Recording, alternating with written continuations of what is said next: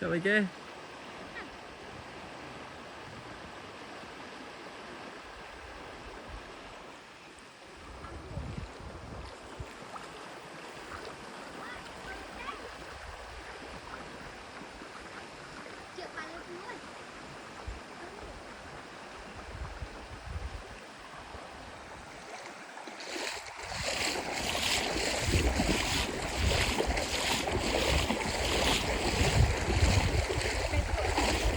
Nè, cái này cô.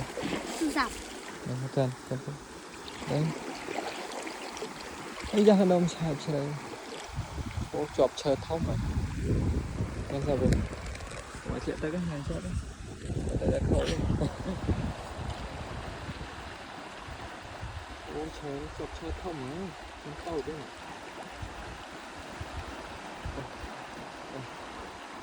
Ý, chút chư thôi. Mua nuôi. Bây giờ. Bật mé nè. Nuôi cho tôi. Vâng.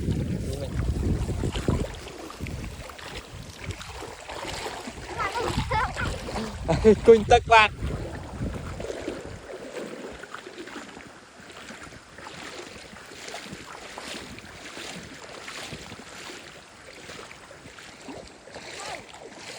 Hả? Hả? Ê, khai tức rồi.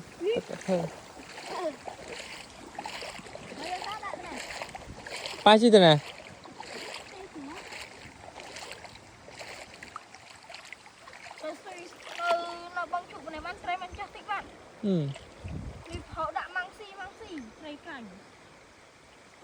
Bưng chút nữa nè. Bị bật, bị play bật. Còn khăn giật một mót á. Tê sủa tê tập phá trong tay Em lang tới câu cụ tao rồi. Vâng. Bán. Tê tập phá trong tay. Nè, tới câu. Lang tới. Đây. Bưng chút mình đang chút nữa nè.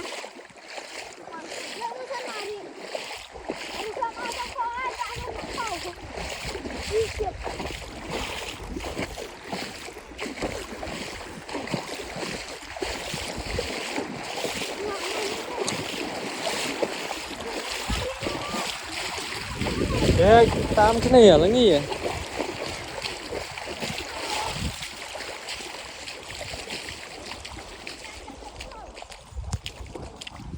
Thế sao mà